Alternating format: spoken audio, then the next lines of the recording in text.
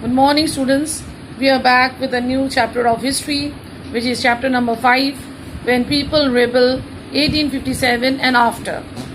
In the previous chapters, we have looked at the policies of the East India Company and the effect it had on different people, kings, queens, landlords,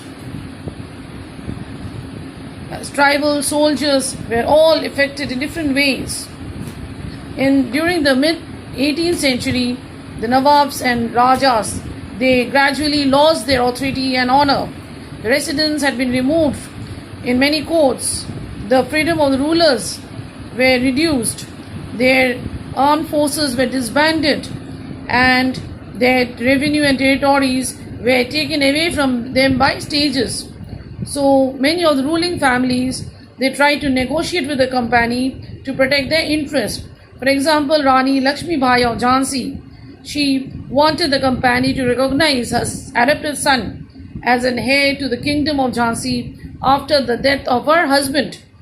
Even Nana Sahib, who was the adopted son of Peshwa Baji Rao too, he also pleaded with the company so that his father's pension be given to him.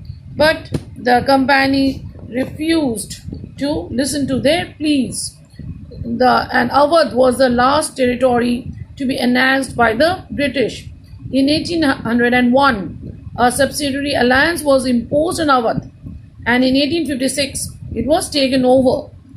At that time, the Governor General was Dalhousie, and he declared that the territory was not properly governed, and so it was needed for the British to interfere and to ensure proper administration there.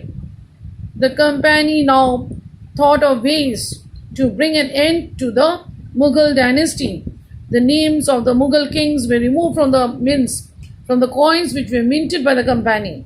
And in 1849, Governor General Dalhousie, he announced that after the death of Bahadur Shah Jafar, the family of the king would be shifted out of Red Fort and they would be given some other place to reside in Delhi, and his descendants would no longer be called as kings, they would be called as princes. And in 1856, so Canning, he was the Governor General, he decided that Bahadur Shah Jafar would be the last Mughal king and his descendants would be called just princes, not kings. So next topic is the peasants and the sepoys. So in the countryside we see that the peasants and the zamindars, they also resented to this high taxes and to the rigid methods of revenue collection. Many of them, they could not pay back their loans to the money lenders, so they lost their lands, which they had tilled for generations.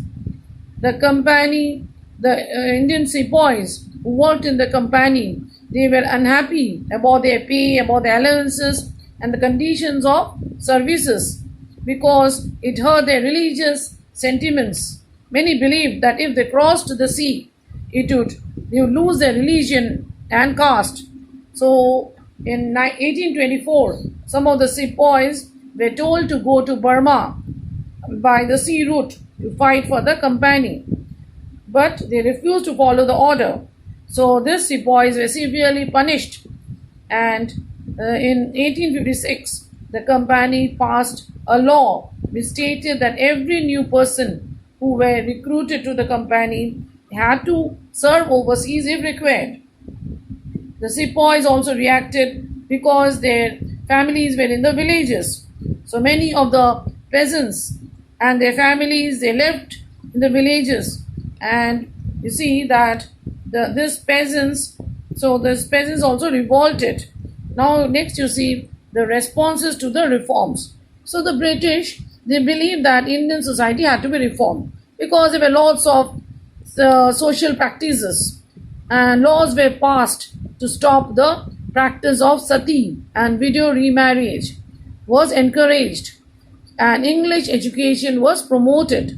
And after 1830, the company allowed the Christian missionaries to function freely in its domain, and if they were converted to Christians, then their they could easily obtain their own lands. And so in 1850, the British passed a new law which made conversion to Christianity easier. So this law allowed an Indian who had converted to Christian to inherit the property of his ancestors. So many Indians, they felt that the British were destroying their religion, their social customs, and their traditional way of life. So next you see that through the eyes of the people. So in this we will also see this the list of the 84 rules. This excerpts we will find in the book written by Vishnu Bhatt Godse. He was a Brahmin from the village in Maharashtra. The name of his book is Majha Pravas. He and his book, they had set out to attend a yajna which was being organized in Mathura. Vishnu Bhatt wrote that he met some sepoys and who told them that they should not proceed on the way because there would be a rebellion after 3 days. So this was another incident which took place. Then you see that a mutiny now becomes a powerful rebellion. So there were many struggles between the rulers and the ruled, and these were not unusual. Sometimes these struggles became quite widespread because many people, they resented against this, and a large number of people, they believed that they had a common enemy. And who was the common enemy? The British.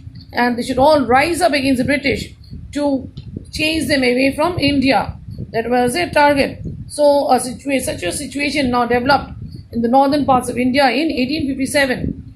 After 100 years of conquest and administration, now the English East India Company, they faced a massive rebellion which started in May 1857 and threatened the company's very presence in India. Sepoys were mutinied or they protested in various places, which started from Meerut, and there rose a rebellion among the sepoys. So a large number of people from different sections of society, they revolted, and it was regarded as the biggest rebellion, biggest armed resistance to colonialism in the 19th century, which had not been seen anywhere in the world. So next you see from Meerut to Delhi. 29th March in 1857, a young soldier named Mangal Pandey, he was hanged to death for attacking British officers in Barakpur. If you go to Barakpur, you will see the ghat, the Mangal Pandey ghat, which is there. He was hung from a tree. Then you see that after some days, some of the sepoys of the regiment at Meerut, they refused to do the army drill using the new cartridges because they believed that the cartridges were coated with the fats of cows and pigs. So 85 sepoys who were dismissed from service for disobeying the British orders, and they were sentenced to 10 years in jail for disobeying their officers. This happened on 9th May 1857. And on 10th May, the soldiers, they marched to the jail in Meerut and they released the imprisoned sepoys. They attacked and killed the British officers. They captured guns and ammunition, set fire to the buildings and properties of the British, and declared war on the Firangis. Who were the Firangis? The foreigners, that is the British.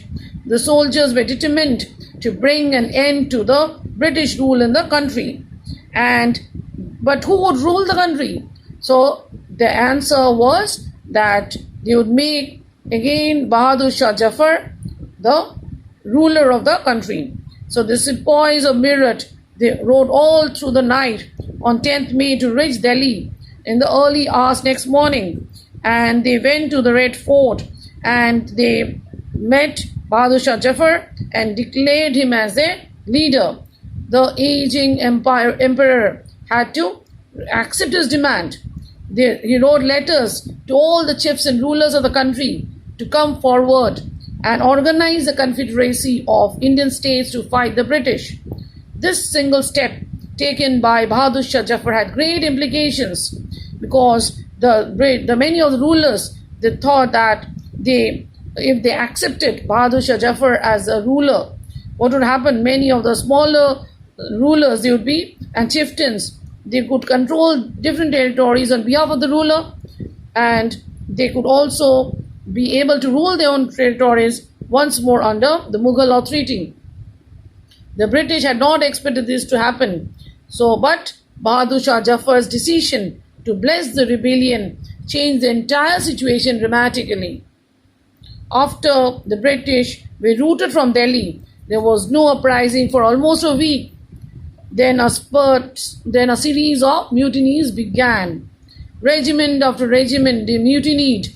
They took off to join other troops at nodal points like Delhi, Kanpur and Lucknow. For today, we will do the remaining portion in our next video. Thank you.